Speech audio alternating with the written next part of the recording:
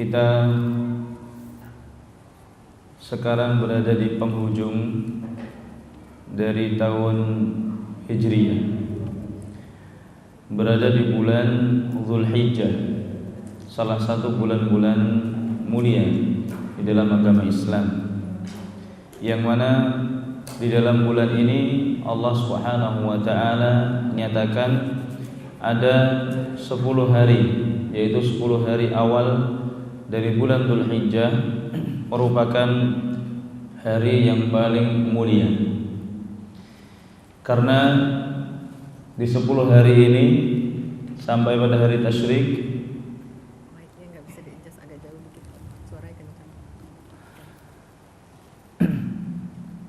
Pada hari 10 ini sampai hari tasyrik, di sana terdapat ibadah-ibadah besar yang mulia. Sebelum kita mulai, pada pertemuan kali ini kita akan membahas tentang keutamaan 10 hari dari bulan Dzulhijjah. Kemudian kita juga akan bahas tentang Idul Adha, fikihnya bagaimana, apa saja yang kita lakukan, sampai hari tasyrik, hukum-hukumnya apa saja. Sebelum kita bahas kajian tentang hukum-hukum bulan Dzulhijjah, ada satu nasihat bagus, dan nasihat ini dituliskan dalam bentuk kitab oleh Al-Imam Ibnu Rajab rahimahullahu ta'ala, salah satu ulama senior madhab Hanabilah. Beliau terkenal dengan nasihat-nasihat beliau yang indah. Apabila kita membacanya, kata-kata beliau lembut, kemudian nasihat beliau mengena. Di antara buku-buku beliau yang fenomenal adalah Jami' al-Ulum wal Hikam, Jami'ul Ulum wal Hikam, yaitu syarah kitab Arba'in Nawawiyah yang ditulis oleh Imam Nawawi. Kemudian yang salah satu merupakan tulisan fenomenal beliau juga adalah Lataiful Ma'arif. Judul lengkapnya Lataiful Ma'arif lima fil mawasimi minal wadhaif, yaitu faidah-faidah yang latif, yang bagus, atau ma'arif artinya pengetahuan-pengetahuan atau wawasan-wawasan yang bagus. Lima fil mawasimi, terkait tentang musim-musim atau waktu-waktu yang ada setiap bulannya, minal wadhaif, ada tugas-tugas apa saja di setiap bulannya. Beliau tulis kitab ini dengan urutan mulai dari bulan Muharram dan ditutup dengan bulan Dzulhijjah.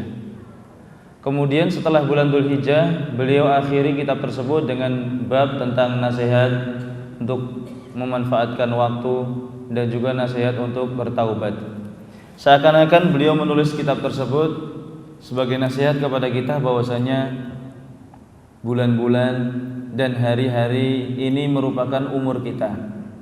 Kemudian beliau menutup bulan Dzulhijjah, ini adalah bulan yang kita sekarang ada di dalamnya, dengan taubat. Dan ini merupakan nasihat yang sangat bagus. Dan di situ beliau menjelaskan hukum-hukum dan juga keutamaan-keutamaan bulan Dzulhijjah. Di antara keutamaan waktu, dahulu para sahabat radhiyallahu taala anhum, sebagaimana diriwayatkan oleh Al-Imam At-Tabarani dalam tafsir beliau dan juga dinukil oleh Al-Imam Ibnu Katsir,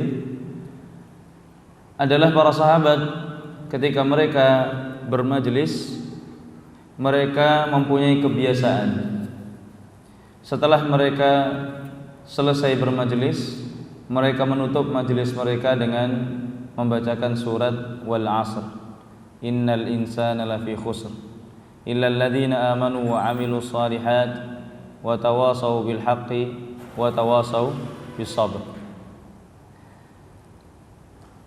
Wal 'Ashr,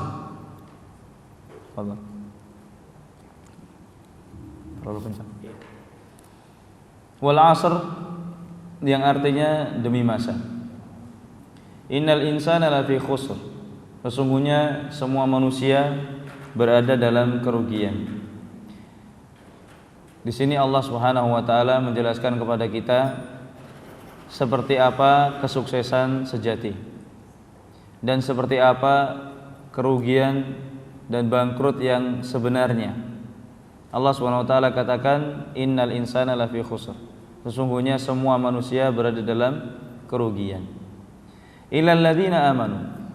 Yang tidak rugi adalah orang-orang yang beriman. Kemudian yang kedua, wa amilus shalihat.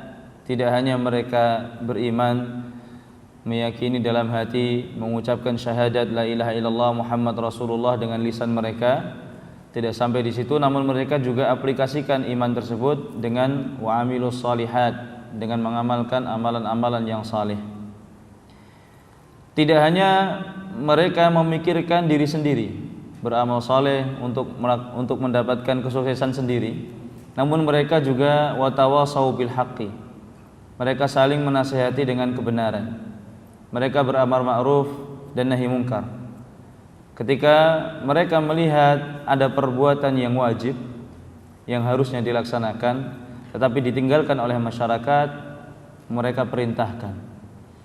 Kemudian ketika mereka melihat perbuatan yang mungkar, perbuatan yang jahat yang seharusnya ditinggalkan namun terlihat diamalkan oleh masyarakat, maka mereka cegah atau mereka larang.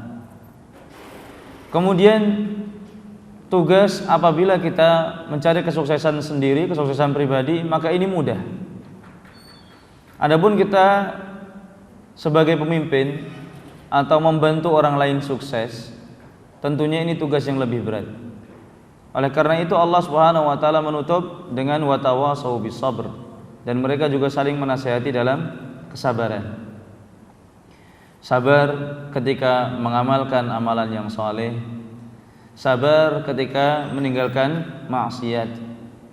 Karena jiwa kita, jiwa manusia, kata Allah Subhanahu wa taala, innan nafsa la'ammaratun bisu. Sesungguhnya jiwa manusia ini ammarah, selalu sering memerintahkan kita bisu, untuk hal-hal yang buruk. Maka di akhir nasihat Allah Subhanahu wa taala, Allah menyebutkan watawasau bisabr, dan mereka saling menasihati untuk bersabar. Bersabar di atas ketaatan, bersabar ketika meninggalkan maksiat, dan bersabar ketika saling menasihati, ketika amar ma'ruf nahi munkar. Nah, di sini Allah Subhanahu wa taala sebutkan bahwasannya semua orang merugi. Kata rugi, para jamaah sekalian, artinya adalah orang kalau berdagang kemudian dia tidak mendapatkan keuntungan, bahkan modalnya habis. Demikian pula kita di hidup ini, Allah Subhanahu wa taala membekali kita semua dengan satu modal yang sama rata.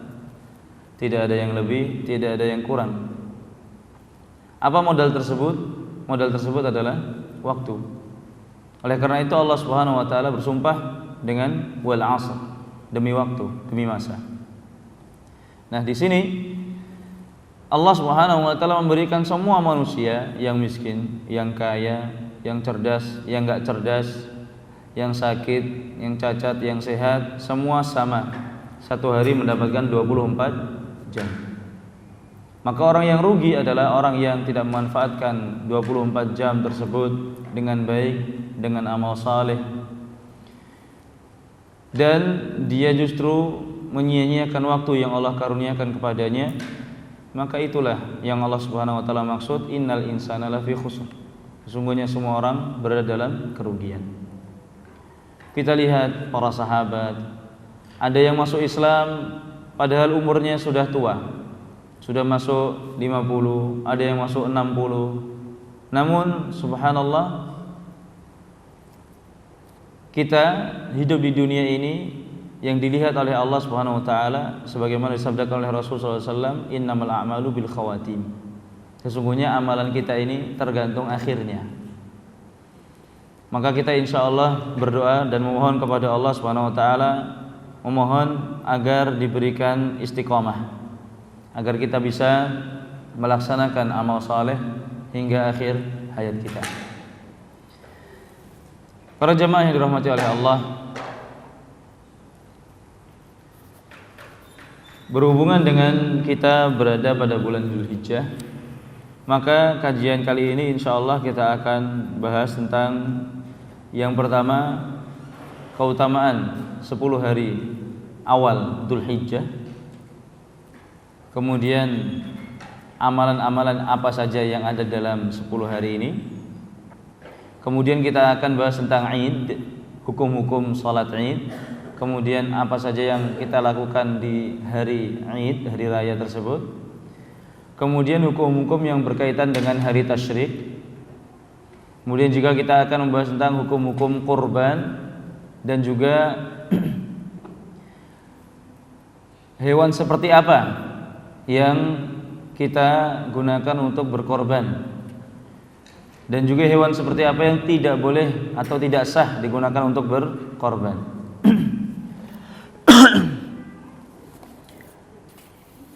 Jadi pada kajian kali ini kita tidak membahas kitab Umdatul Ahkam, karena di kitab Umdatul Ahkam hadis tentang korban cuma ada satu, ya. Kemudian sisanya hadis-hadis yang berhubungan dengan sembelihan, namun itu pun masuk ke dalam bab haji. Dan itu ada 4 hadis. Maka saya ambilkan dari kitab yang lain, yaitu kitab Nailul Autar min Asrari Muntaqal Akhbar. Kitab ini ditulis oleh Al-Imam Muhammad Ibnu Ali Asy-Syaukani, dan beliau termasuk ulama-ulama zaman abad ke-11 atau 12 Hijriyah. Jadi belum lama, ya sekitar 300-an yang lalu. Dan buku ini termasuk buku yang cukup besar. Oleh karena itu kita akan bahas secara rinci. Buku ini terdiri dari 10 jilid, bahkan cetakan yang terbaru ada 16 jilid. Yang pertama, keutamaan 10 hari Dzulhijjah. Allah Subhanahu wa taala berfirman dalam surat Al-Fajr, "Wal fajr wa layalin 'ashr." Demi waktu fajar dan juga demi layalin, malam-malam yang 10. Mayoritas ulama tafsir mereka mentafsirkan malam-malam yang ada 10 ini dengan 10 hari bulan Dzulhijjah, 10 awal Dzulhijjah. Dan inilah pendapat yang dipilih oleh Imam Ibnu Katsir rahimahullahu taala. Di sini Allah Subhanahu wa taala menyatakan keagungan 10 hari awal Dzulhijjah dengan cara bersumpah dengannya. Dan kita harus mengetahui bahwasanya apabila Allah Subhanahu wa taala bersumpah dengan suatu makhluk di dalam Al-Qur'an, maka ini menunjukkan bahwasanya makhluk tersebut adalah makhluk yang agung, makhluk yang besar, yang mulia. Seperti waktu. Waktu adalah makhluk yang mulia, yang agung. Di sini Allah Subhanahu wa taala bersumpah dengan 10 hari Dzulhijjah. Maka ini menunjukkan keagungan waktu tersebut.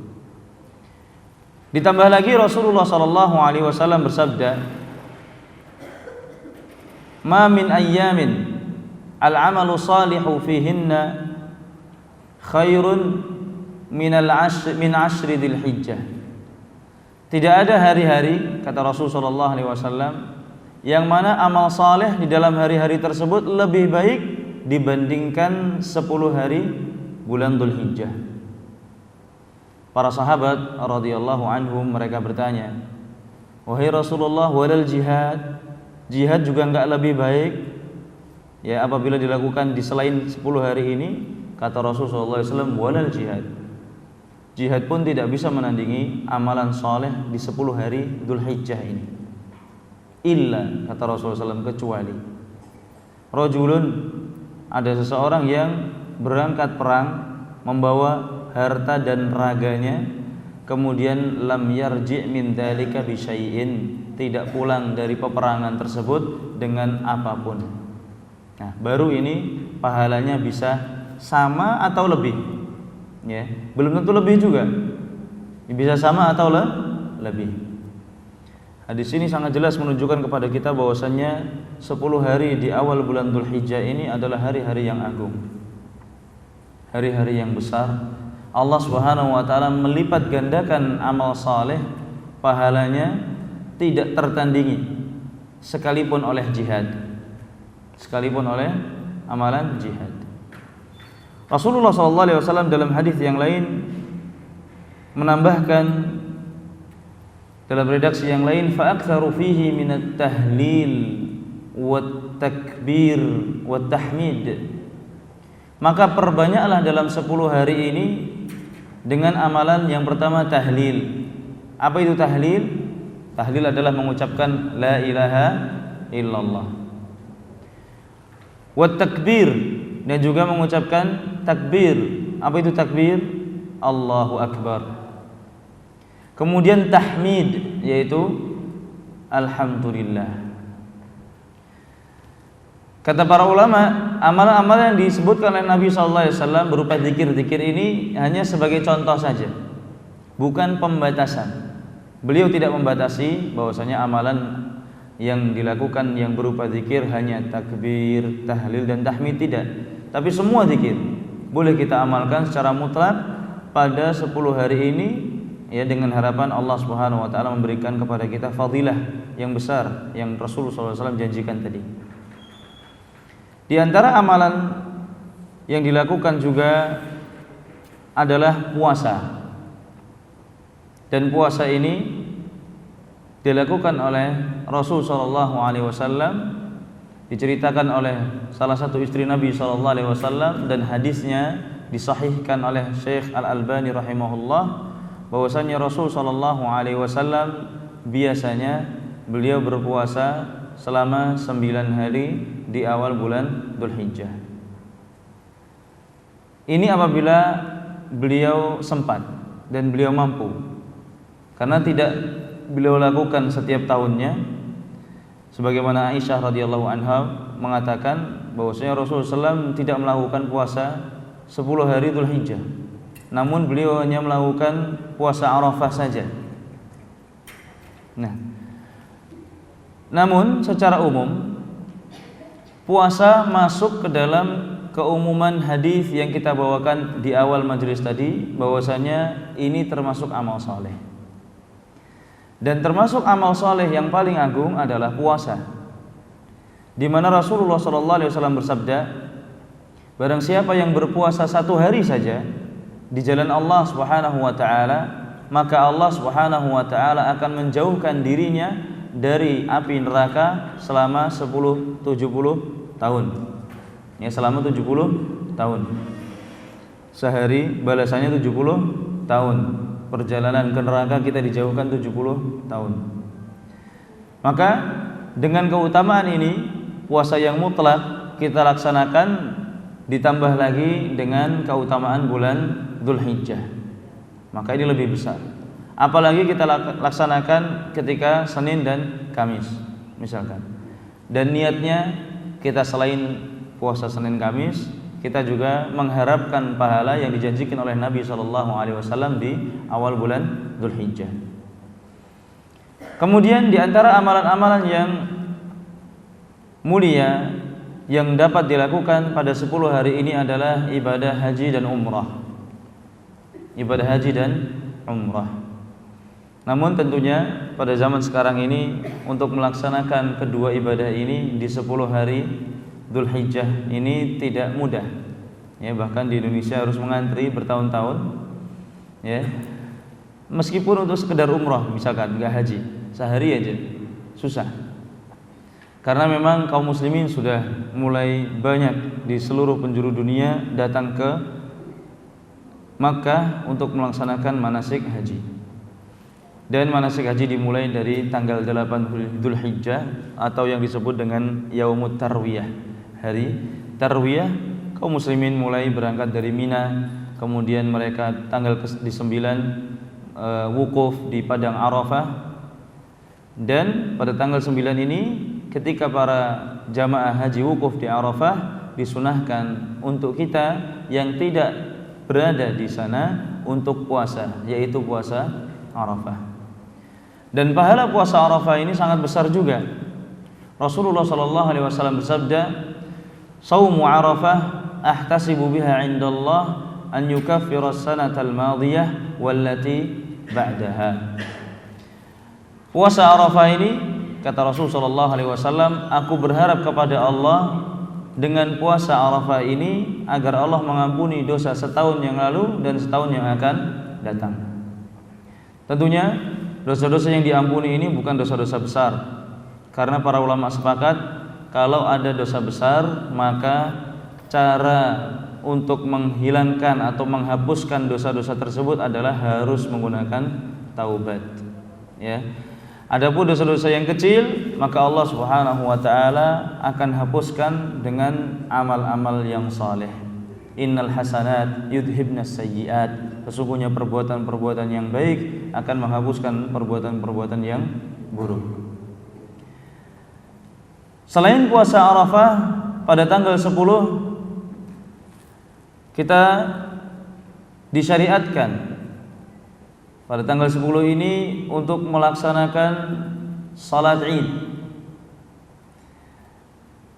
Kemudian setelah salat Id menyembelih hewan kurban.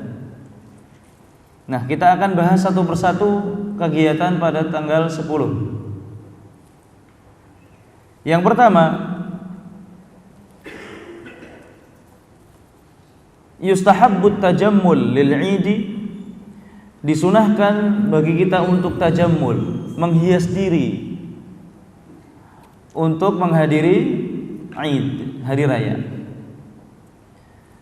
Sebagaimana diriwayatkan dari hadis Umar bin Al-Khattab radhiyallahu taala anhu, bahwasanya Umar bin Al-Khattab pernah datang kepada Nabi sallallahu alaihi wasallam membawa pakaian.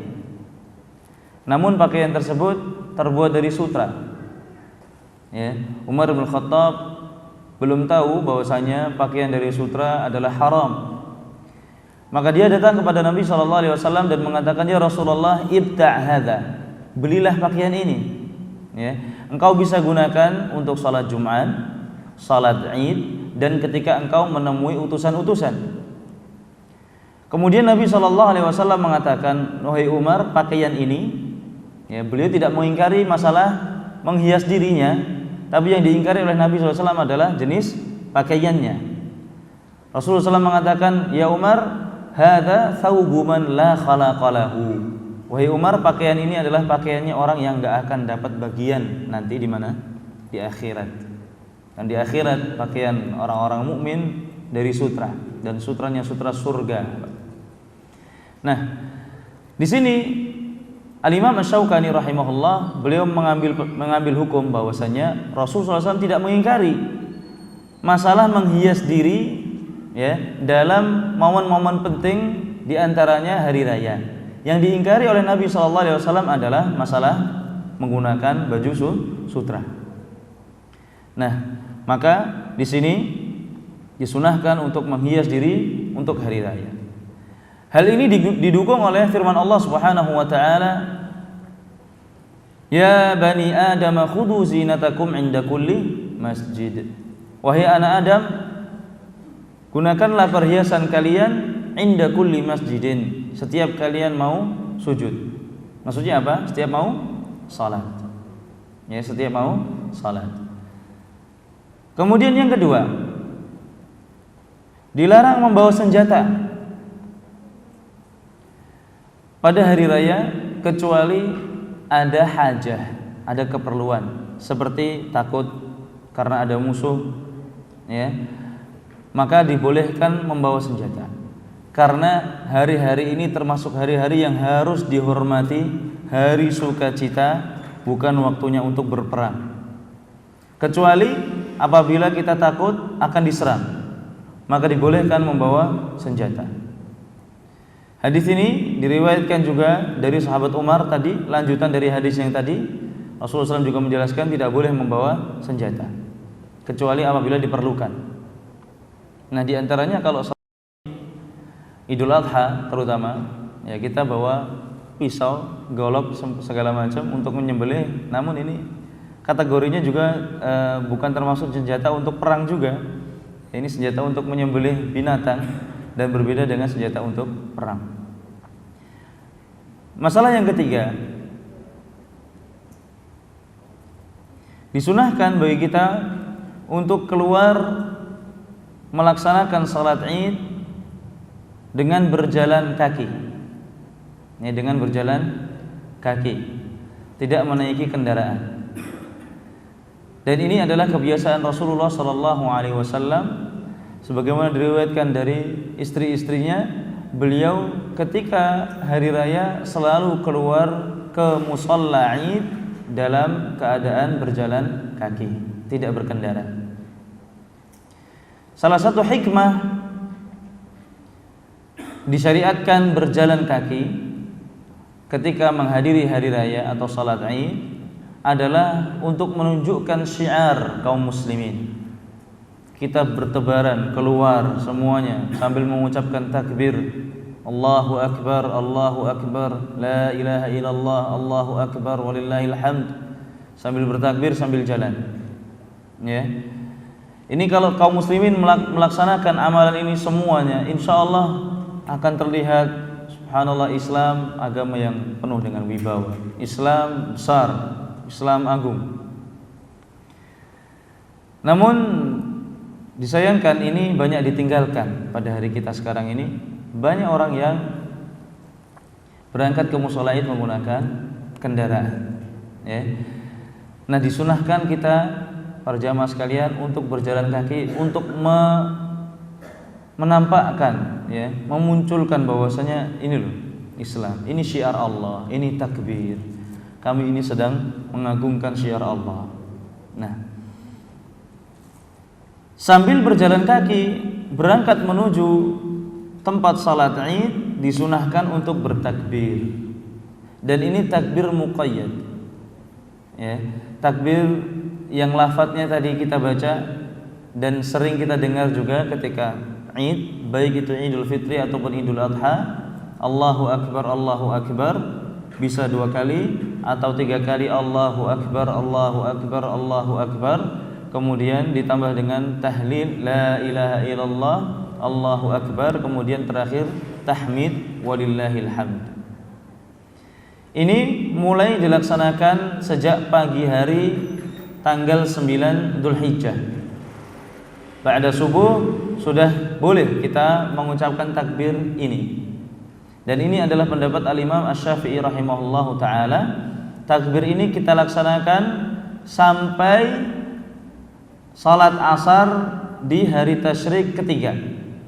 Ya, berarti tanggal 13. Asar baru selesai takbir ini, tidak kita kumandangkan lagi. Ya. Kita mau takbir, takbir biasa, Allahu Akbar, Allahu Akbar, Allahu Akbar, bukan rangkaian takbir seperti yang kita sebutkan tadi. Dan para sahabat dahulu diriwayatkan dari 3 orang sahabat. Yang pertama Umar bin Khattab, ketika beliau wukuf di Arafah, ya, beliau membangun tenda di sana dan beliau bertakbir sampai suara beliau terdengar oleh tetangga-tetangga yang membangun tenda di sekitar beliau.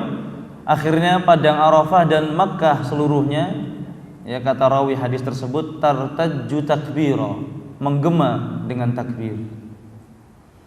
Disebutkan juga perbuatan ini dari anak beliau Abdullah ibnu Umar dan Abu Hurairah radhiyallahu anhuma. Pernah mereka berdua keluar ke pasar, Pak, karena melihat bahwasannya takbir ini sudah tidak dikumandangkan lagi seperti zaman Nabi SAW. Dulu Nabi SAW kalau keluar rumah beliau mulai takbir, kemudian diikuti oleh para sahabat. Nah, mereka berdua keluar ke pasar dan mereka takbir, ya Allahu Akbar, Allahu Akbar, la ilaha illallah, wallahu akbar, walillahil hamd. Kemudian seluruh manusia yang mendengar mengikuti takbir mereka. Ya, akhirnya menggema lagi takbir.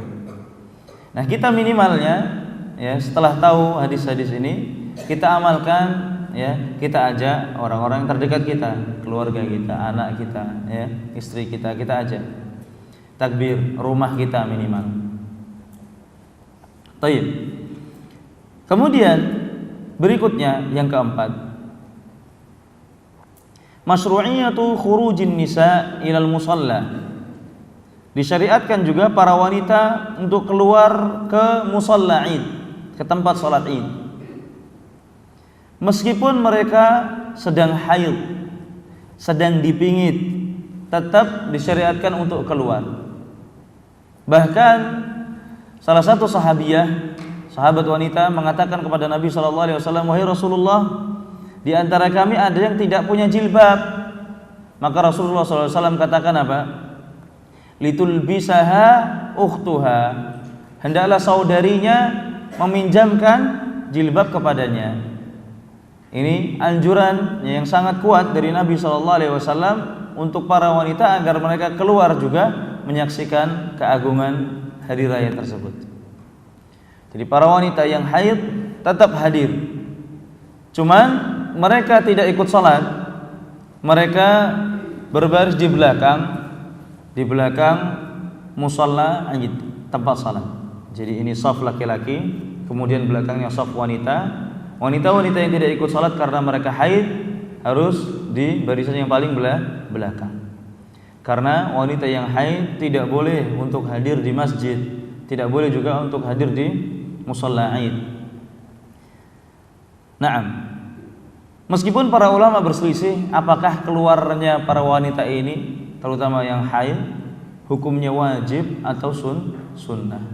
Namun untuk kehati-hatian, ya, apa salahnya kita keluar menghadiri kebahagiaan bersama kaum muslimin sekali dalam setahun.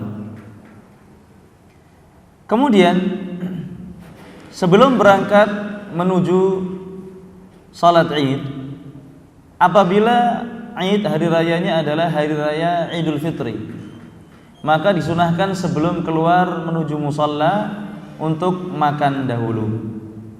Dan Nabi SAW disebutkan oleh para sahabat tasabbaha ala tamaratin.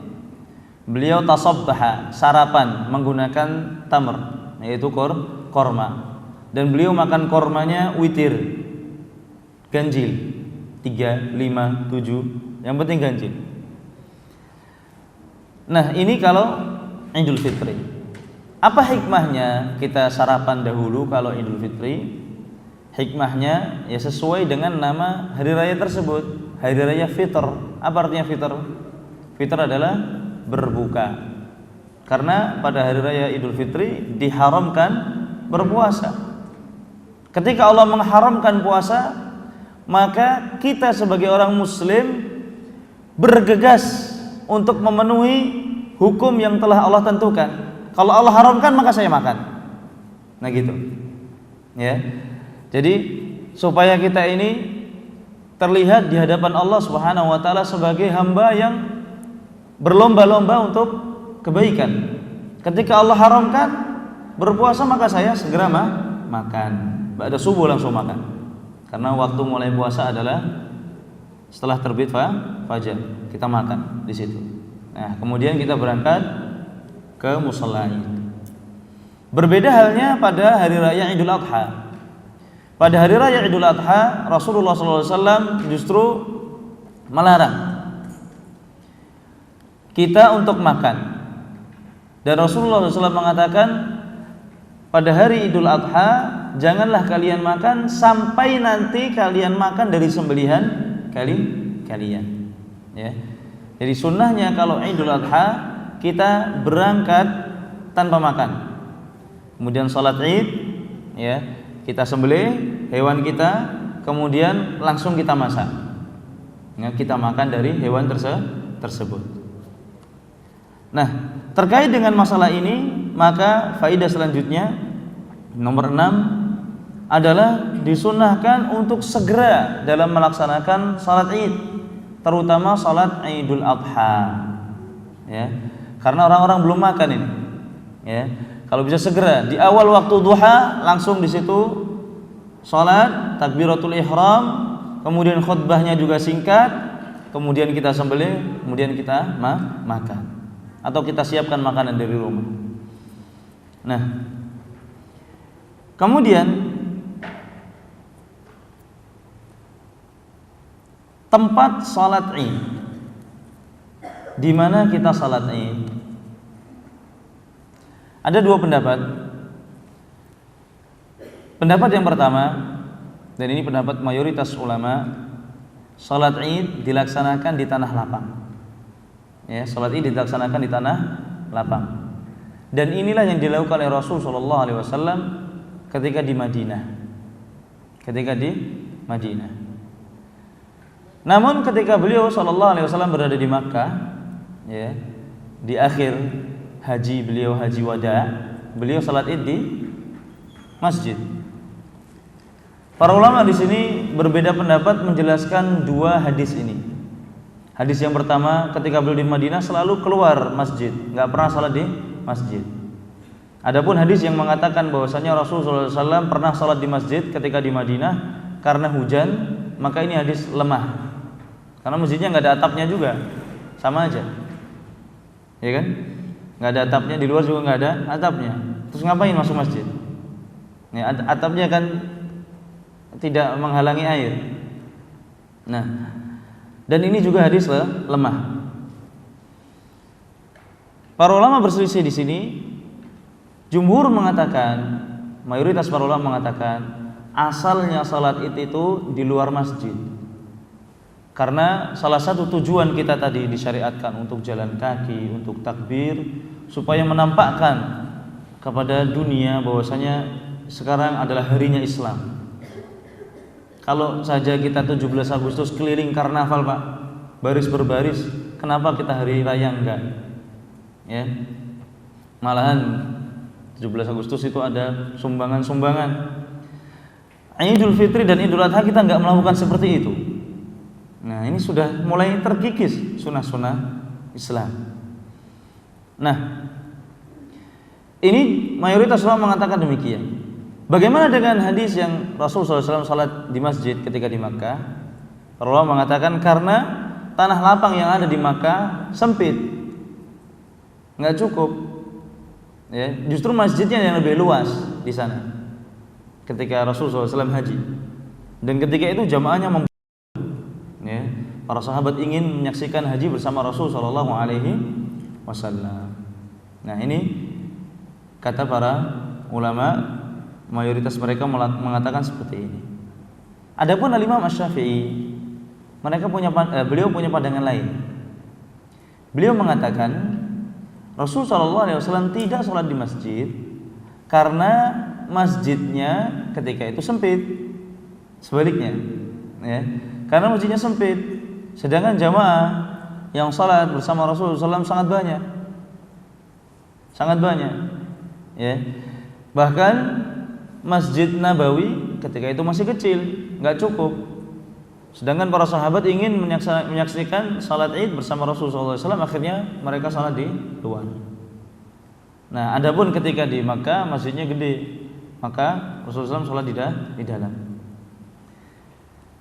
Pendapat yang kuat adalah pendapatnya jumhur, mayoritas para ulama. Karena Rasulullah SAW tidak pernah meninggalkan sekalipun salat di luar masjid ketika salat Id. Ya, dan hanya salat Id sekali di masjid. Dan ini ya secara hukum menguatkan pendapat yang pertama, bahwasanya Rasulullah SAW lebih memilih untuk salat Id di tanah lapang. Wallahu taala a'lam. Yang penting kita tahu bahwasanya di sini ada dua pendapat, ya, Bapak-bapak dan Ibu-ibu sekalian, supaya nanti ketika ada misalkan kita berselisih dengan teman kita, saudara kita sama muslim, nggak usah ngotot-ngototan dalam masalah ini, toh ulama pun berselisih. Apalagi zaman sekarang, kita cari lapangan yang luas ini susah, bahkan sampai nutup jalan. Ya, kalau bisa, bapak ibu-ibu, ibadah kita jangan sampai mengganggu kepentingan umum, jangan sampai mengganggu jalan. Kalau bisa cari memang tanah yang lapang, ya.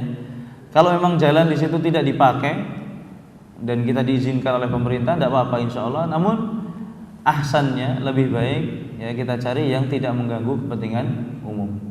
Wallahu taala a'lam. Nah, masih terkait dengan salat Id, juga disunahkan bagi kita untuk mukhalafatut thariq. Apa itu mukhalafatut thariq? Berjalan, berangkat dan pulang dari jalan yang berbeda. Dan ini masih hikmahnya salah satunya adalah untuk menampakkan syiar Islam tadi. Ya, supaya jalan-jalan ini kita penuhi, kita lewatin semua dengan takbir, dengan gema sunnah-sunnah Islam, syiar-syiar Islam. Kita berangkat dari jalan depan, kemudian pulang dari jalan putar misalkan sambil bertakbir.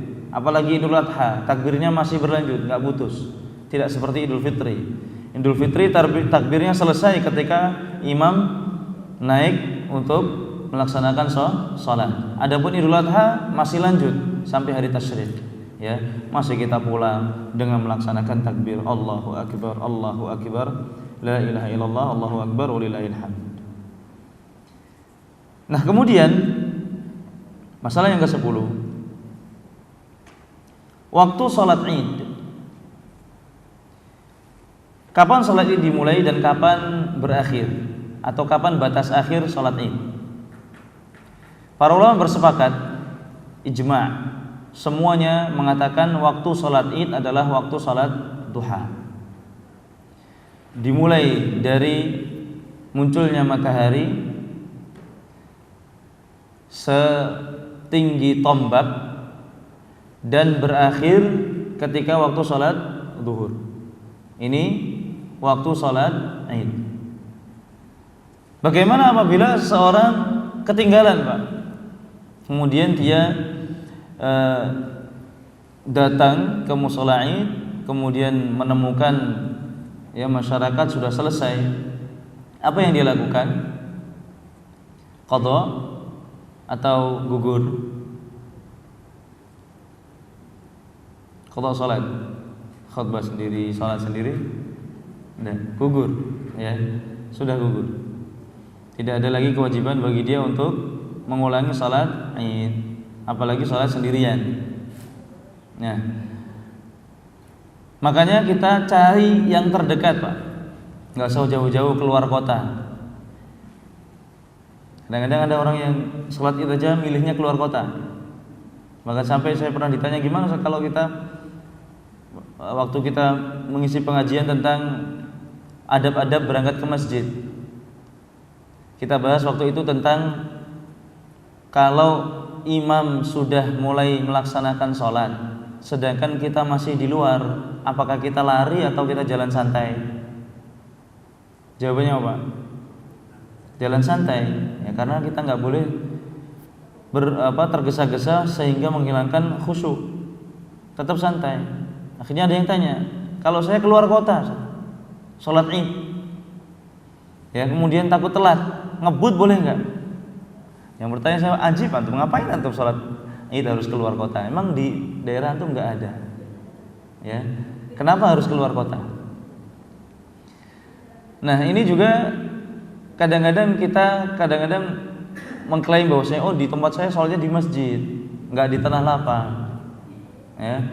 Kemudian sampai kita mengklaim bahwasanya sholat di masjid nggak sah misalkan. Nggak, ini salah. Sah sholat di masjid juga. Ya.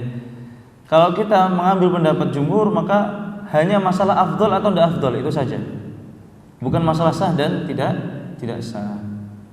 Dan bergaul dengan masyarakat sekitar kita itu lebih afdol daripada kita berbuat seperti tadi, ya, melarikan diri keluar kota supaya dapat sholat di tanah lapang. Nah, baik. Kemudian masalah khutbah untuk sholat Id. Kapan khutbah ini dilaksanakan? Sebelum sholat Id atau sesudah sholat Id? Jawabannya, para ulama sepakat, ini ijma'. Dari zaman sahabat sampai sekarang semuanya melaksanakan sholat Id lebih dahulu, kemudian setelah selesai baru memulai khutbah. Jadi khutbah Id dilaksanakan setelah sholat, bukan sebelum sholat seperti sholat Jumat. Sempat terjadi di dalam sejarah Islam, sholat Id ini khutbahnya duluan. Dan ini terjadi di zamannya Bani Umayyah, Muawiyah radhiyallahu anhu, kemudian dilanjutkan oleh Marwan dan juga gubernur-gubernurnya. Dan para ulama sahabat ketika itu mengingkari mereka. Ya, kenapa kalian menyelisih sunnah Nabi SAW? Namun mereka menjawab, karena orang-orang tidak mau mendengarkan khutbah kami dan mereka langsung pulang. Kenapa mereka langsung pulang? Karena Rasul SAW membolehkan khutbah ini untuk tidak didengarkan, dan Rasul SAW memberikan pilihan. Ketika beliau khutbah Id, Rasulullah SAW mengatakan, kami akan khutbah, barang siapa yang ingin duduk mendengarkan silahkan, dan barang siapa yang rumahnya jauh silahkan tidak duduk bersama kami. Dari sini para ulama mengambil bahwasanya khutbah Id hukumnya tidak wajib, tidak seperti khutbah Jumat. Oleh karena itu boleh ditinggalkan. Nah, ketika yang khutbah, apalagi di zaman dinasti Bani Umayyah, khutbah zaman itu penuh dengan celaan, ya, penuh dengan provokasi. Karena memang kehidupan politik di zaman itu sedang goncang, ya. Bahkan sahabat-sahabat pun banyak yang terbunuh di zaman itu gara-gara masalah kepemimpinan. Maka para jamaah mendengarkan khutbah-khutbah yang seperti ini panas mereka, memilih untuk pulang saja. Ya, toh Rasulullah SAW membolehkan. Nah, ketika itu Marwan bin Hakam yang dikenal dengan orang yang bermasalah di dalam masalah kepemimpinan, dia beristihad mengawalkan khutbah kemudian mengakhirkan salat, dan diingkari oleh Abdullah bin Abbas, dan setelahnya tidak terjadi lagi. Nah, masalah berikutnya, berapa kali khutbah salat Id? Berapa kali, Pak? 1 kali atau 2 kali?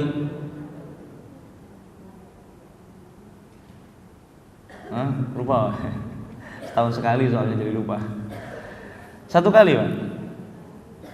Ya, tidak seperti salat Jumat. Dan ini adalah pendapat yang kuat, meskipun ada perselisihan. Ada sebagian ulama, sebagian kecil mengatakan salat Id khutbahnya 2 kali. Dan di antara kedua khutbah ada duduknya.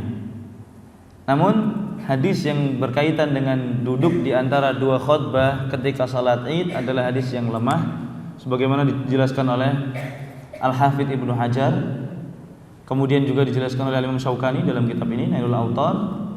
Dan hadis ini tidak bisa dijadikan sandaran untuk menyatakan bahwasanya khutbah pada salat Id adalah 2 kali.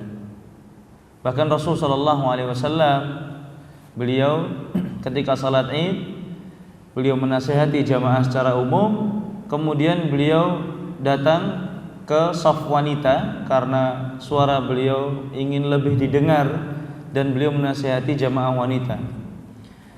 Tasaddaqna, bersedekahlah kalian para wanita. Fa inni ra'aitukunna aktsara ahlin nar. Maka karena saya melihat kalian ini adalah mayoritas penduduk neraka, kata Nabi SAW.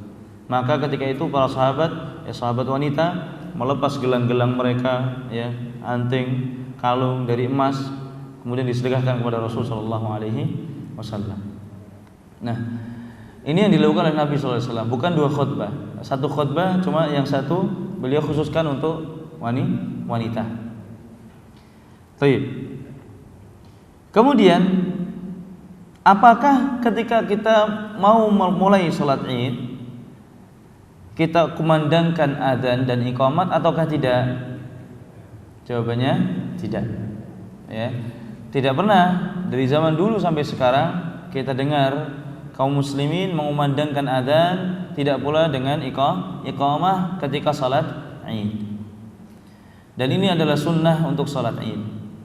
Dari sini kita ketahui jamaah sekalian bahwasanya ibadah ini sifatnya tauqifiyah. Apa itu tauqifiyah? Tauqifiyah artinya terima jadi. Ya, terima jadi. Ibadah ini bukan kita pakai akal. Ya. Kalau kita pakai akal, apa gunanya agama Islam? Apa gunanya Al-Qur'an? Apa gunanya Rasul? Toh manusia sejak dulu sudah dibekali akal oleh Allah Subhanahu wa taala. Ya.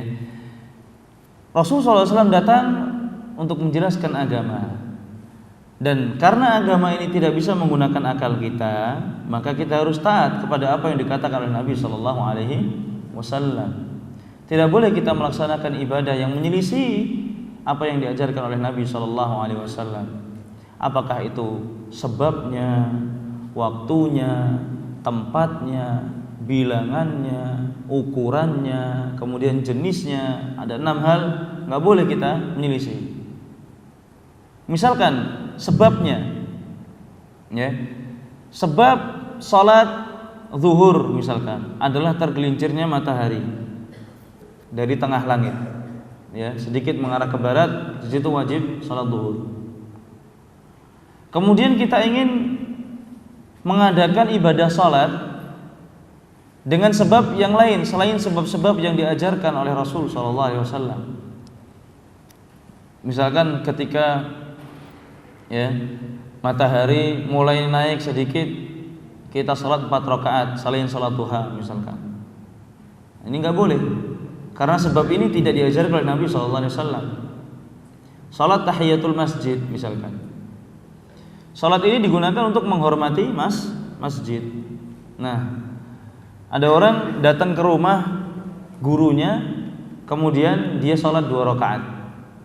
Apa? Tahiyatu baitil ustad, untuk menghormati rumahnya ustad.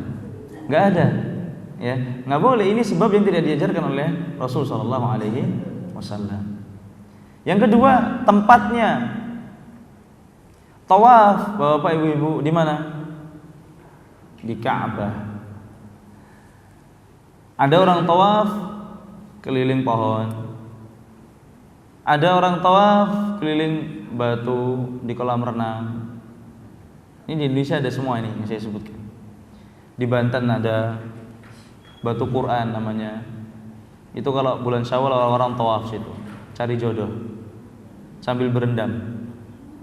Ya, Pandeglang. Datang aja ibu-ibu bapak lewat Pandeglang mau ke Carita, nanti 7 km dari Pandeglang ada batu Quran. Nah, coba masuk situ. Ada tempat tawafnya. Boleh nggak? Nggak boleh. Tawaf cuma satu tempat, di mana? Ka'bah. Ibu-ibu kadang-kadang tawaf di mall, boleh nggak? Beda ini bukan ibadah. Jalan-jalan. Baik. Kemudian waktu, misalkan haji, waktunya kapan? Bulan-bulan haji apa saja? Dzulhijjah, apa lagi? Ada 3 bulan.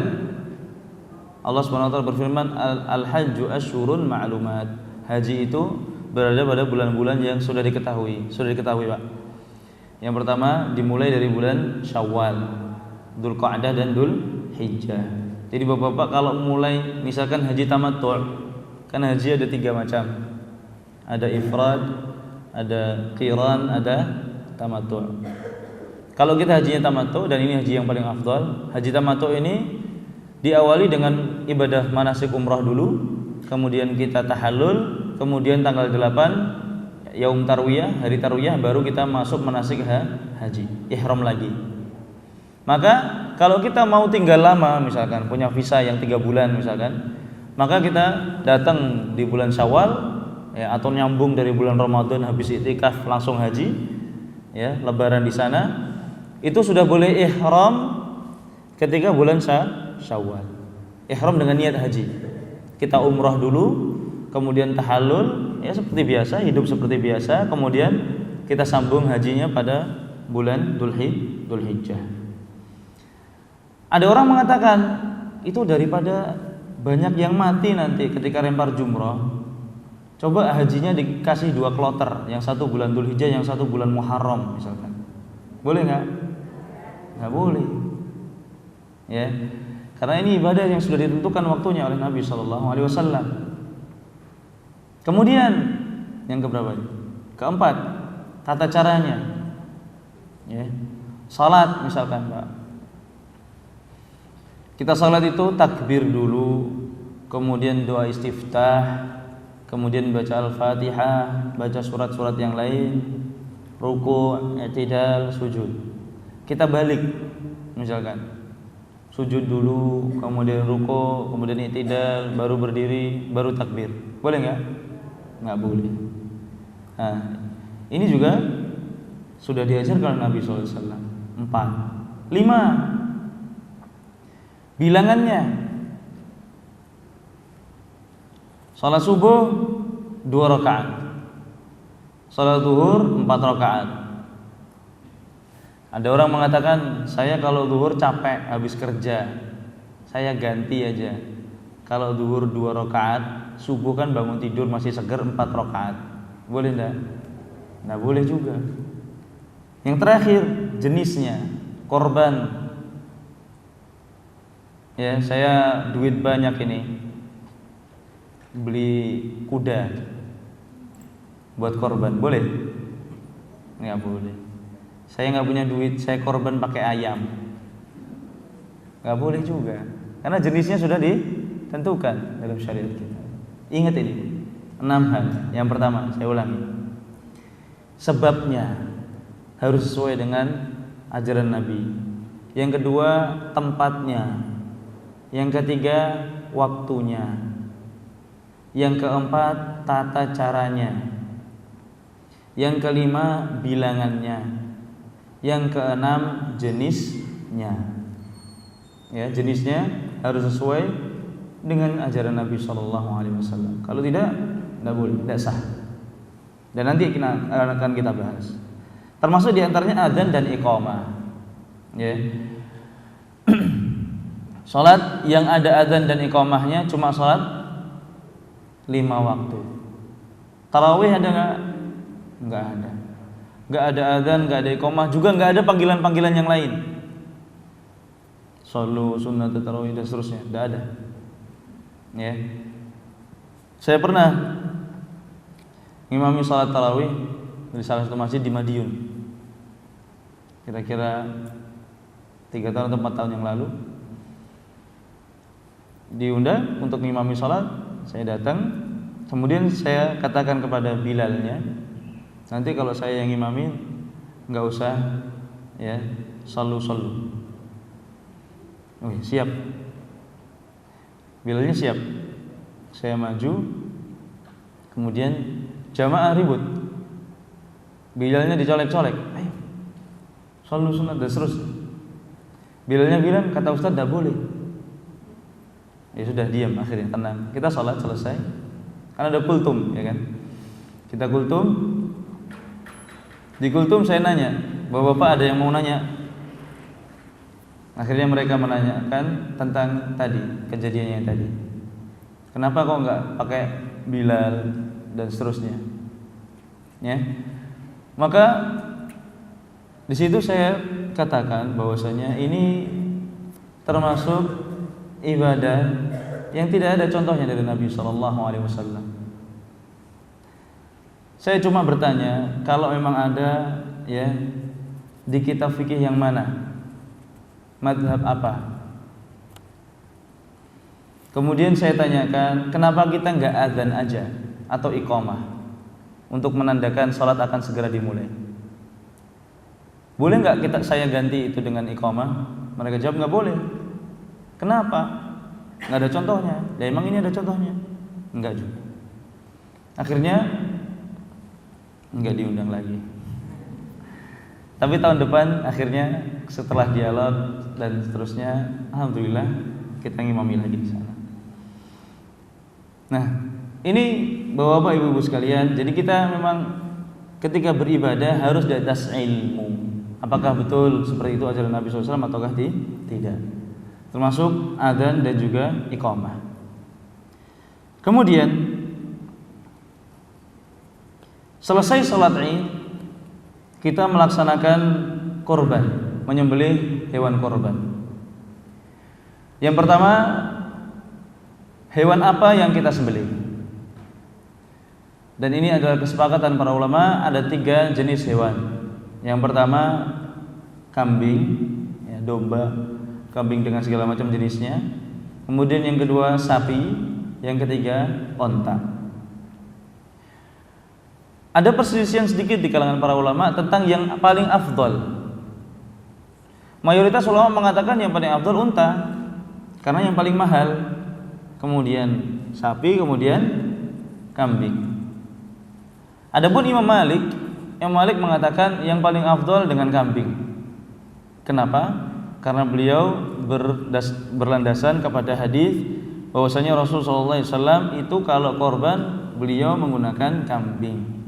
Dan Rasulullah SAW kalau korban biasanya 2 kambing, ya, 2 kambing. Nah ini Imam Malik katakan Rasulullah SAW dengan kambing, maka saya mengatakan yang paling afdal kambing. Ini bukan berarti Imam Malik itu orangnya kaku, enggak. Inilah bentuk apa? Mencontoh Nabi SAW. Kalau Rasulullah SAW dengan kambing, saya dengan kambing. Sahabat-sahabat dulu demikian. Ketika Rasulullah SAW salat bersama mereka menggunakan sendal, karena memang dulu lantainya tanah. Kemudian malaikat Jibril datang mengabarkan kepada Nabi SAW bahwasanya di sendalnya Nabi ada najisnya. Kemudian beliau lepas karena bisa dilepas, ya kan? Kalau nggak bisa dilepas, misalkan baju atau celana, ya dibatalkan sholatnya karena dia tahu sholat dengan najis. Nabi SAW bisa melepas sendal, beliau lepas. Para sahabat yang berjamaah di belakangnya melihat ini, apa yang mereka lakukan? Dilepas semua. Kenapa? Ya karena ingin mencontoh Nabi SAW. Karena ini ibadah, ya, bukan masalah muamalah, bukan masalah dunia. Ini masalah akhirat. Masalah akhirat kita contoh Nabi SAW. Apapun yang beliau lakukan kita contoh. Yang tidak beliau lakukan kita contoh, nggak usah dilakukan juga. Nah, kemudian bagaimana cara menyembelih hewan kurban? Yang pertama, zikir apa yang harus kita ucapkan ketika menyembelih hewan kurban. Rasulullah SAW ketika menyembelih 2 kambing tadi, beliau menginjak kambing tersebut di bagian lehernya, kemudian beliau pegang dengan tangan kiri kepalanya, dan tangan beliau memegang pisau dan disembelih sambil mengucapkan Bismillah, Allahu Akbar. Allahu Akbar.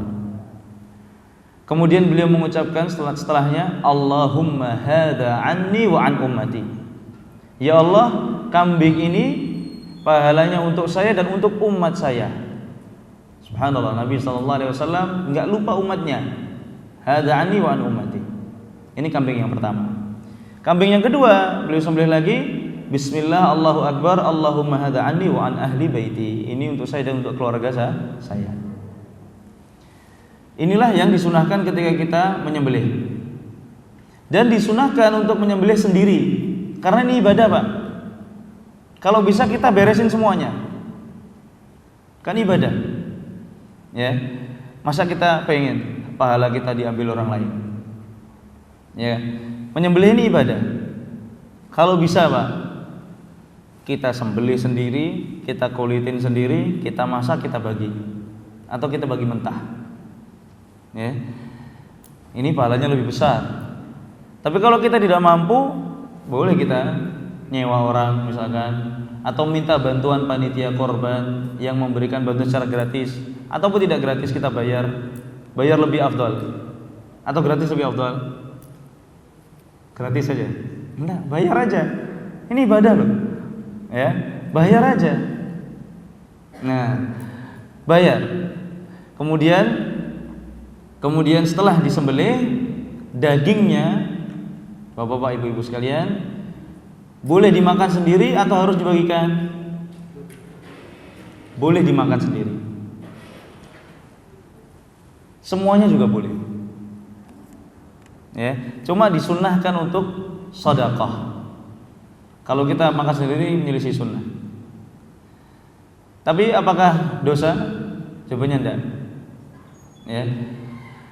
Tapi sunnahnya yang lebih afdal kita sedekahkan. Karena Nabi SAW bersabda, harta perak, Nabi SAW mengatakan warik artinya perak, yang kalian belikan binatang korban kemudian kalian sedekahkan lebih afdal daripada kalian sedekahkan berupa perak.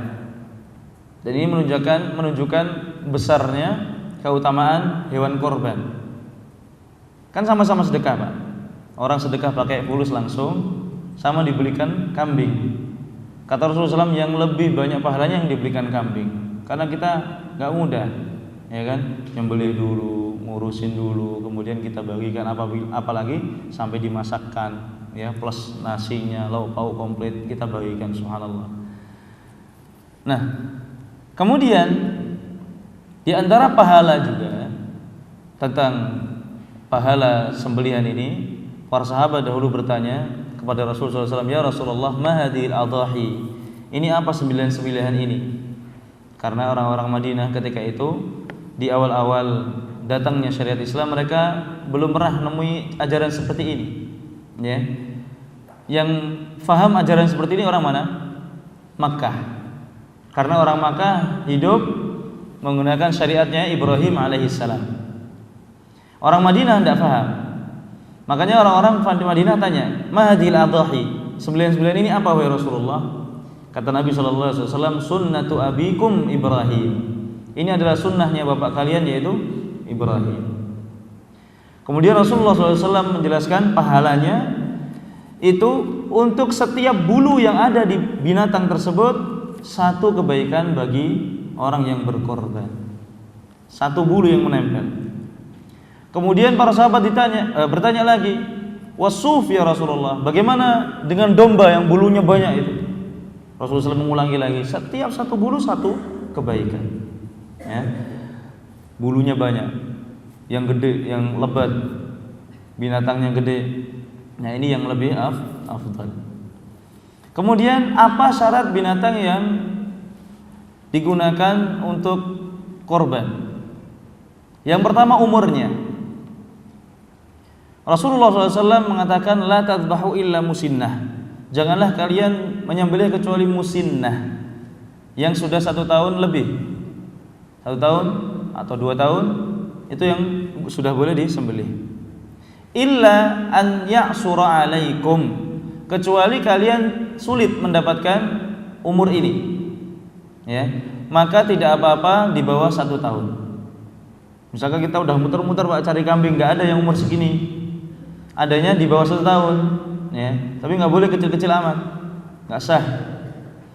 Maka di situ boleh menggunakan kambing yang umurnya di bawah setahun.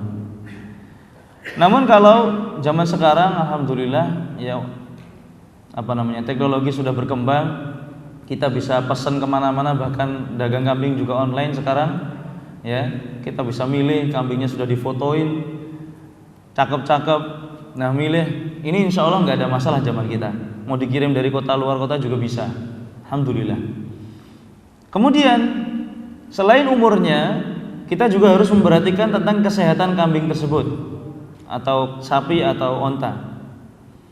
Ada 4 aib yang Rasul SAW katakan, apabila ada 4 penyakit ini, ya, maka tidak sah sembelihan. Rasulullah SAW bersabda, arba'un la tajuzu fil adahi, ada 4 penyakit yang tidak boleh ada dalam hewan korban. Yang pertama, al-aura al-bayyinu awaruha, yaitu yang buta, yang butanya jelas, buta total, buta sebagian, aura. Buta sebagiannya itu ini matanya tidak bisa melihat sama sekali. Ya, kalau masih bisa melihat, ya, remang-remang boleh. Apa hikmahnya? Kata para ulama, karena binatang yang buta dia tidak bisa milih makanannya. Biasanya binatang yang seperti ini kurus, ya, sehingga tidak afdal digunakan. Apalagi sudah ada dalil syar'i, maka kita tinggalkan.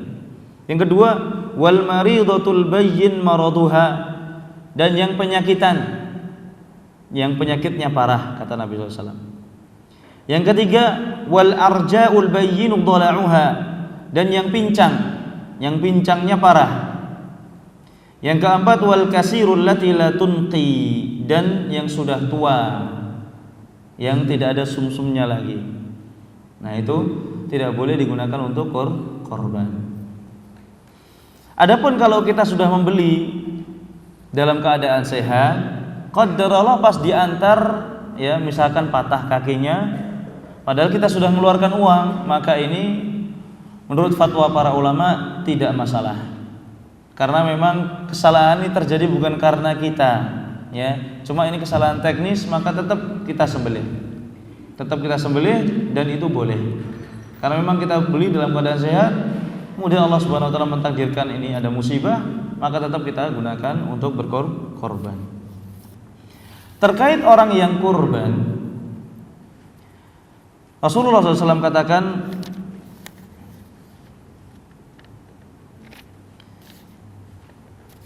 nah, barang siapa yang ingin berkorban, maka apabila telah nampak baginya hilal tanggal 1 bulan Dzulhijjah dan dia niat berkorban, maka kata Rasulullah SAW, fala ya'khud, maka dia tidak boleh mengambil min sya'rihi wala min adfarih, tidak boleh mengambil rambut dan juga kuku-kukunya.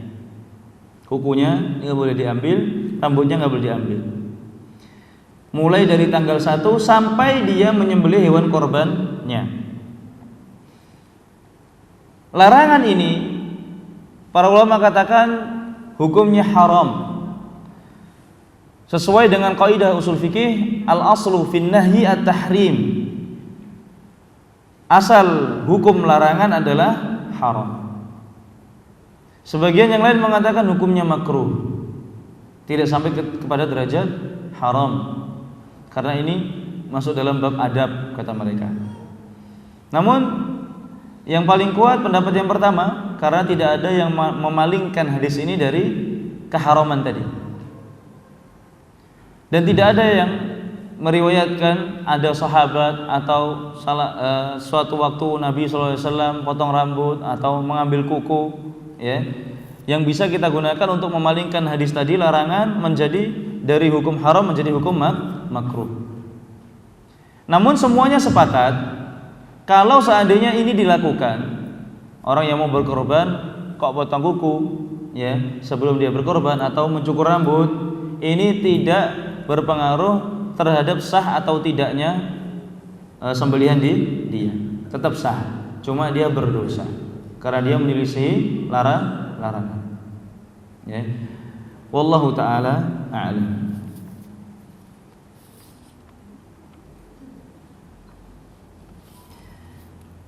Setelah selesai melaksanakan korban, maka datanglah hari-hari tasyrik. Dan hari-hari tasyrik ini disebut hari tasyrik dari kalimat syarraqa yusyarriqu. Para ulama katakan artinya adalah menjemur daging. Tasyrik itu artinya apa? Hari menjemur daging. Ini didasarkan kepada kebiasaan ya masyarakat di Madinah ketika itu, ketika mereka setelah korban kan mereka simpan dagingnya, Pak. Kan kambingnya banyak, nggak mungkin dimakan sehari. Bagaimana cara menyimpannya? Mereka olah, kemudian dijemur, dijadikan dendeng. Nah, kalau sekarang kan kita enak ada kulkas. Kalau zaman dulu atau di pesantren-pesantren biasanya, ya saya juga pernah ngalamin nggak punya kulkas. Gimana caranya? Kita jemur aja. Kemudian kalau kita pengen makan lagi, ya kita keluarkan dari plastik, kita masak. Nah ini hari tasyrik. Disebut hari tasyrik karena ini hari-hari mereka membuat apa? Dendeng. Tasyrik dari kata syarraqa yusyarriqu, yaitu menjemur daging di bawah matahari. Hari tasyrik yaitu tanggal 11, 12 dan 13 Dzulhijjah. Dalam 3 hari ini kita masih dibolehkan untuk melaksanakan kurban.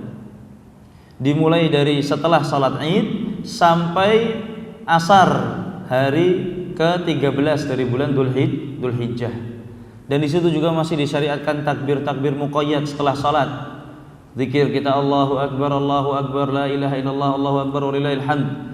Kemudian selain salat juga masih disyariatkan untuk zikir tersebut. Dan masih boleh untuk menyembelih bagi yang misalkan baru dapat rezeki setelah tanggal 10, masih ada kesempatan.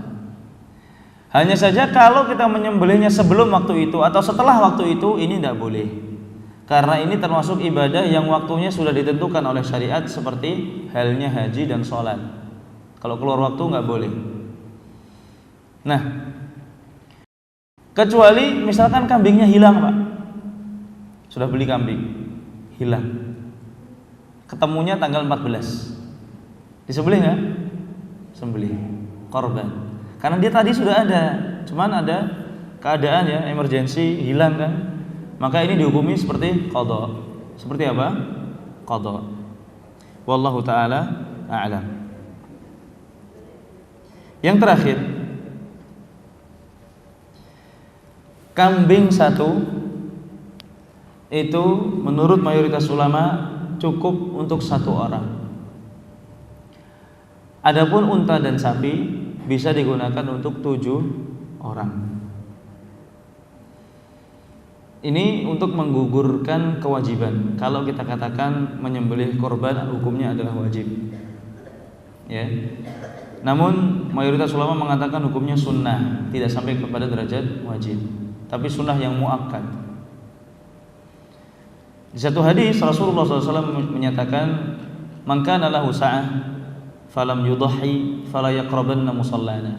Barang siapa yang punya keluasan harta, kemudian dia tidak menyembelih, maka jangan dekat-dekat sama musalla kami.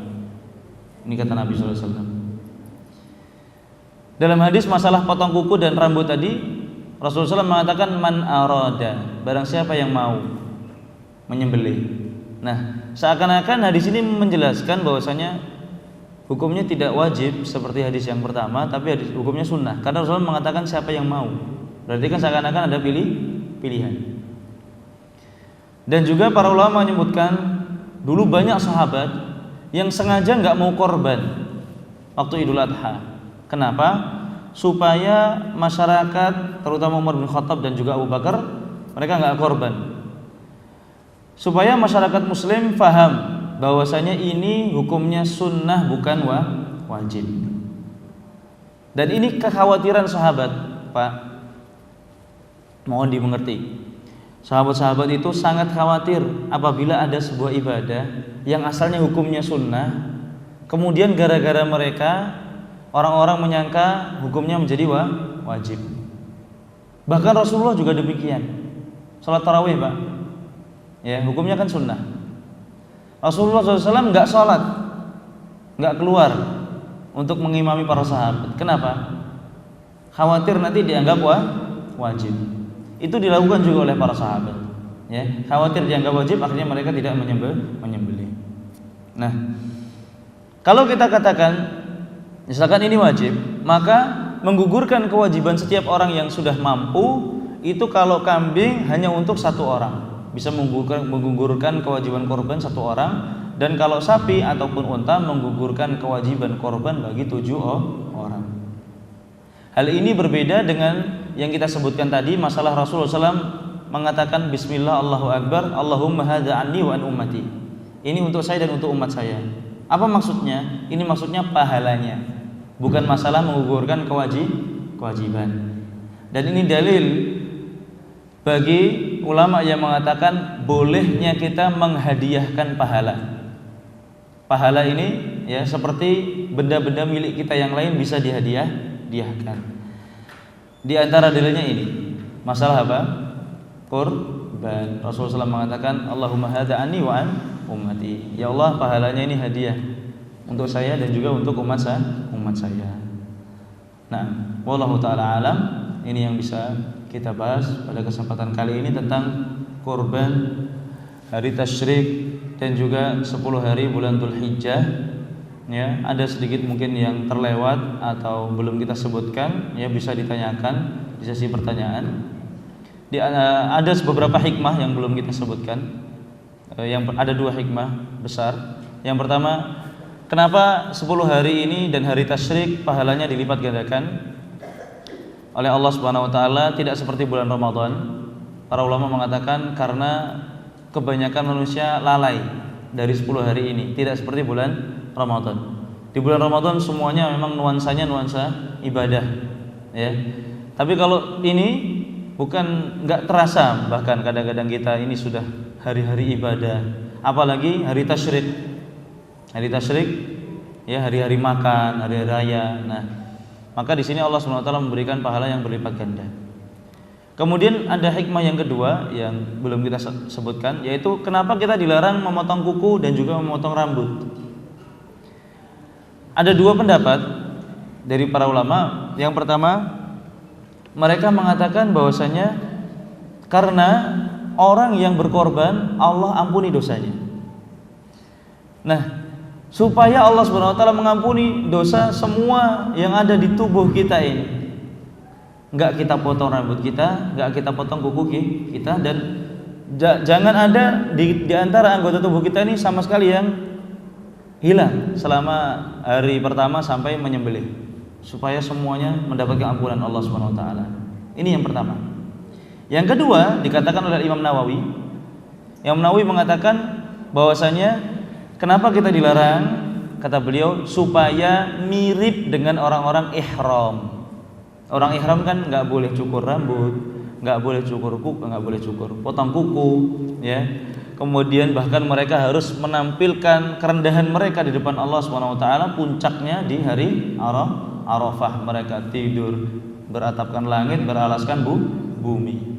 Dan ketika itu Allah SWT bangga kepada kita yang wukuf di Arafah, bahkan membanggakan orang-orang yang wukuf di hadapan para malaikat. Allah mengatakan, lihatlah ini hamba-hambaku, mereka rela ya berbuat seperti ini untuk aku. Ini kata Allah SWT. Maka kita ya menyerupakan diri kita dengan orang-orang yang ihram, supaya Allah bangga kepada kita dan merendahkan diri kita di depan Allah SWT. Ini adalah hikmah dari larangan memotong kuku dan memotong rambut. Wallahu taala a'lam.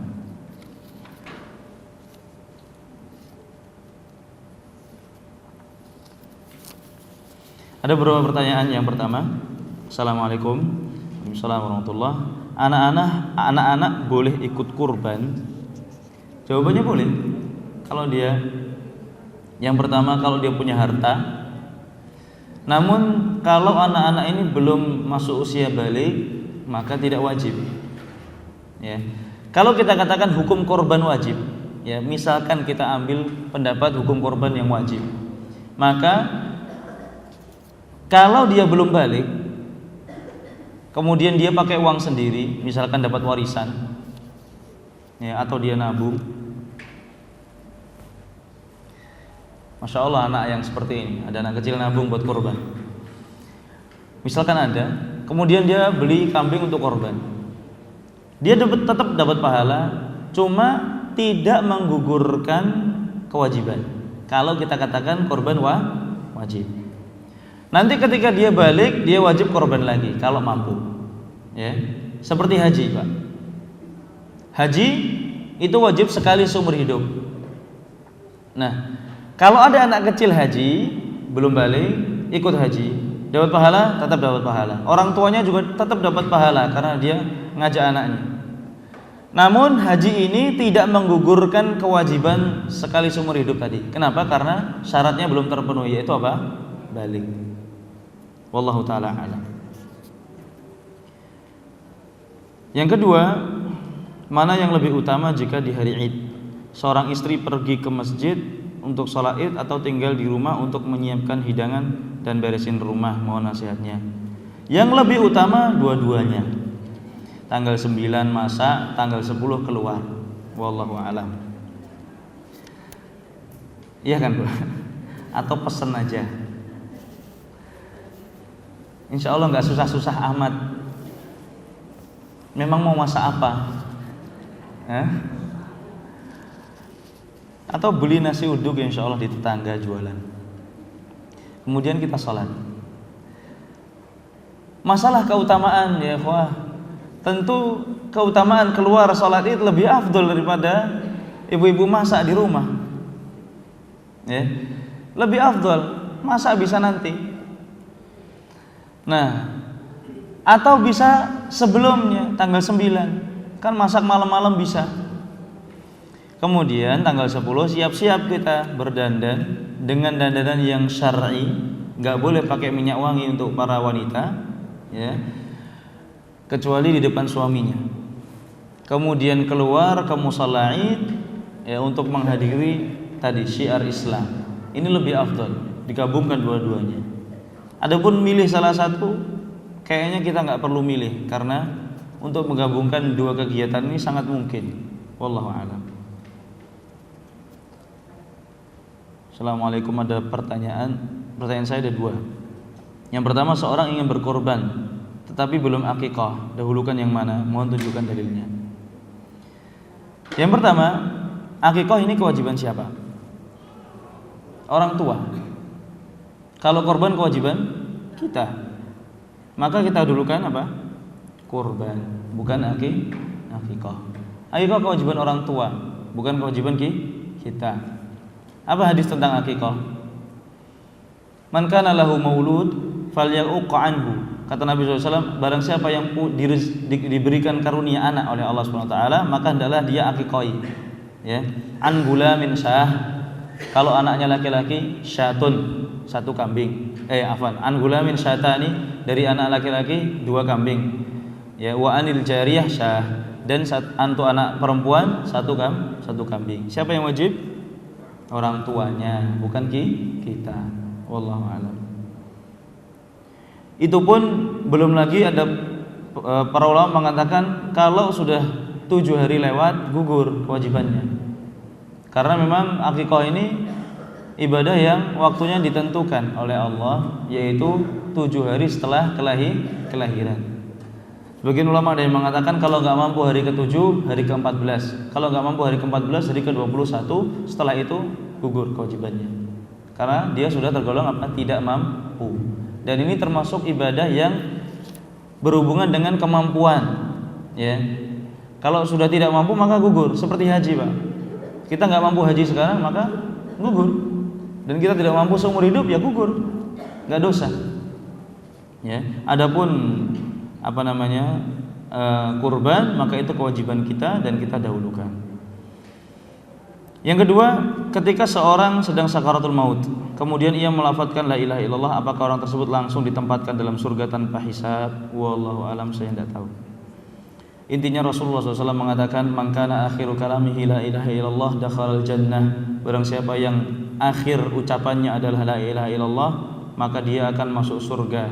Ayat-ayat dan hadis-hadis seperti ini menurut ulama Ahlussunnah wal Jamaah dalam bab akidah disebut dengan ayat dan hadis-hadis wa'id dan juga wa'ad.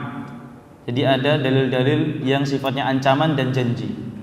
Ancaman dan janji, metode kita memahaminya adalah seperti apa yang Rasulullah SAW katakan, nggak usah diotak-atik. Misalkan Rasulullah SAW atau Allah Subhanahu Wa Taala mengancam orang yang membunuh maka dia akan kekal di neraka. Ya, maka kita katakan orang yang membunuh kekal di neraka. Masalah nanti Allah Subhanahu Wa Taala kekalkan dia atau enggak itu urusan Allah. Allah punya hak mutlak di sini. Jadi Allah mau ampuni dia atau tidak itu urusan Allah. Kan ini dosanya berkaitan dengan Allah dan juga berkaitan dengan manusia. Kalau manusia sudah maafkan, beres, selesai. Kalau belum dimaafkan, maka nanti Allah maafkan atau tidak itu urusan Allah Subhanahu wa taala. Demikian pula janji. Namanya ayat-ayat atau dalil-dalil yang hubungannya dengan janji dan ancaman, Bapak Ibu sekalian, ya, selain kita pahami juga ada syarat-syarat dan pencegahnya.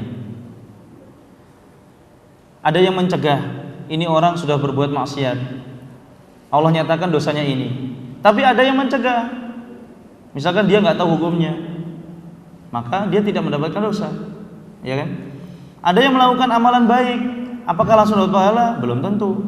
Misalkan dia syirik, dicampuri niatnya dengan syirik, ya, amalannya juga tidak jadi berpahala. Nah, apakah langsung dia masuk surga tanpa hisab? Ini urusan Allah Subhanahu wa taala. Kita memahami hadis tersebut sesuai dengan yang dikatakan oleh Rasulullah SAW. Barang siapa yang akhir ucapannya adalah la ilaha illallah, maka dia akan masuk surga. Wallahu a'lam. Apakah kita boleh korban dengan niat dari kami dan pahalanya untuk keluarga serta seluruh kaum muslimin yang tidak bisa berkorban? Jawabannya boleh, seperti yang dilakukan oleh Rasulullah SAW. Kemudian minta jelaskan tentang takbir mutlak dan muqayyad. Takbir mutlak dan muqayyad Maksudnya adalah takbir muqayyad ini kalau di hari-hari tasyrik itu takbir yang dilakukan setelah salat. Yang dilakukan setelah salat fardu. Ya, setelah salat fardu takbir ini namanya takbir muqayyad. Takbir mutlak yang dilaksanakan mutlak. Mutlak itu artinya bebas. Ya, mutlak itu artinya bebas. Di waktunya kapan saja boleh dilaksanakan. Bacaan sesudah takbir waktu salat Id. Oh iya. Nah, ini luput kita belum sebutkan tadi. Salat Id ada 7 takbir di rakaat pertama dan 5 takbir di rakaat kedua. Bacaan apa yang harus kita baca di antara takbir ke takbir yang lainnya? Yang pertama, Bapak-bapak, Ibu-ibu sekalian, perlu diketahui tidak ada satu hadis pun yang menjelaskan tentang bacaan antara takbir dan takbir dari Nabi SAW. Enggak ada. Oleh karena itu, Imam Malik mengatakan takbir ini ya seperti kita baca Subhana Rabbiyal A'la di dalam sujud. Enggak ada bacaan yang lain antara Subhana Rabbiyal A'la, Subhana Rabbiyal A'la, Subhana Rabbiyal A'la. Ada bacaan lain enggak? Enggak ada. Ini kata Imam Malik. Beliau mengatakan takbir ini seperti zikir-zikir salat lainnya. Allahu Akbar 7 kali, Allahu Akbar 7 kali. Tidak perlu ada bacaan yang lain. Nah, dan ini pendapat yang kuat menurut saya. Ya, karena memang tidak ada dalil dan sangat tepat sekali apa yang dikatakan oleh Imam Malik. Ini seperti zikir-zikir salat lainnya ketika ruku ataupun ketika sujud. Ya, tidak ada bacaan yang lain di antara dua bacaan tersebut. Adapun Imam Syafi'i, beliau mengatakan, ya, saya menyukai kalau orang antara membaca takbir itu dia mengucapkan la ilaha illallah, subhanallah, walhamdulillah, wala ilaha illallah, wallahu akbar. Nah, itu kata Imam Syafi'i. Namun ini tidak ada dalilnya. Dan Imam Syaukani di sini membahas bahwasanya pendapat Imam Malik lah yang paling kuat karena ini ibadah dan perkara ibadah urusannya adalah mencontoh Nabi sallallahu alaihi wasallam. Kalau beliau tidak melaksanakan, tidak kita laksanakan. Nah, kemudian bagaimana dengan kondisi jika salat Id yang ikhwan tempatnya di lapangan, yang akhwat di dalam masjid dan sekitarnya? Kalau memang tempatnya tidak cukup, ya tidak masalah. Ya, kalau tempatnya cukup, yang afdal di luar semua. Kalau memang tempatnya nggak cukup, ya apa boleh buat? Nabi SAW pun melakukan yang seperti ini. Kalau nggak cukup, ya masjid digunakan. Yang keempat, 4 pertanyaan.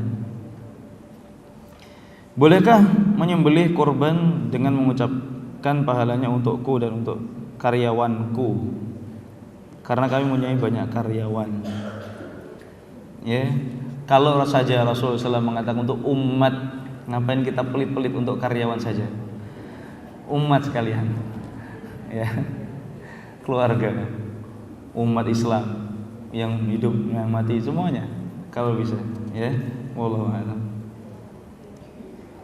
Assalamualaikum. Kalau mau kurbannya seekor kerbau boleh enggak? Ini yang saya enggak tahu. Wallahu a'lam, apakah kerbau itu dihukumi sapi ataukah tidak? Saya enggak tahu. Wallahu a'lam. Insyaallah nanti kita akan carikan jawabannya. Kita lihat fatwa-fatwa ulama apakah ada masalah kerbau ataukah tidak. Wallahu a'lam. Saya enggak tahu. Kita akhiri majelis kita pada siang hari ini dengan doa kafaratul majelis. Subhanakallahumma hamdik. Iya, silakan.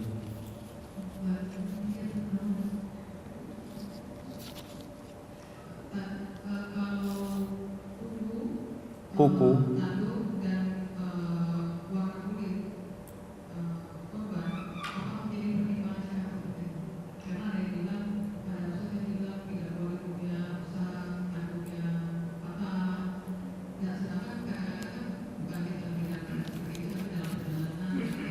iya.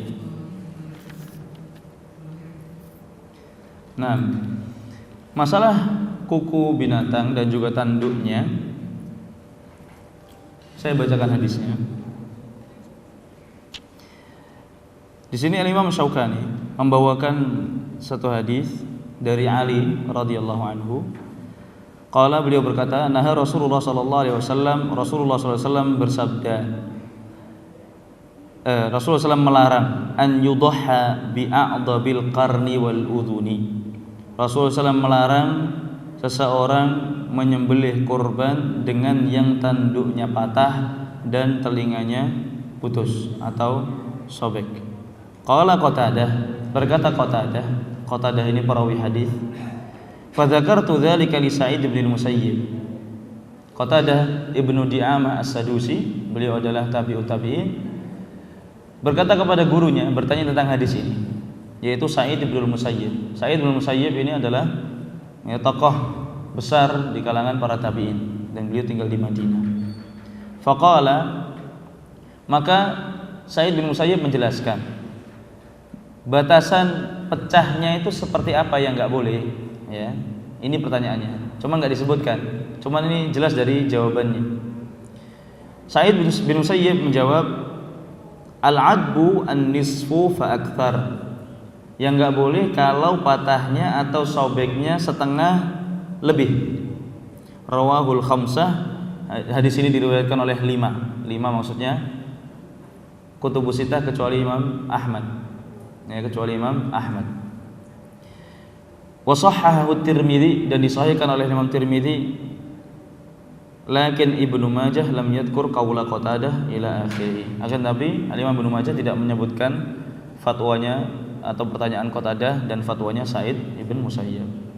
Ini hadisnya. Jadi termasuk tanduk, ya.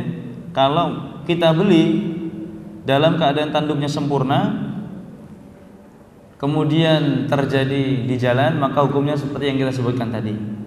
Ya, kalau patahnya sedikit nggak apa-apa.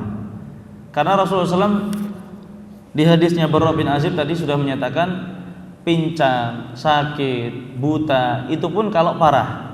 Kalau enggak apa-apa. Kalau enggak masalah. Wallahu ta'ala a'lam. Cukup, Bu? Baik, kalau cukup kita akhiri dengan doa kafaratul majelis. Subhanakallahumma hamdika asyhadu an la ilaha illa anta astaghfiruka wa atubu ilaik. Assalamualaikum warahmatullahi wabarakatuh.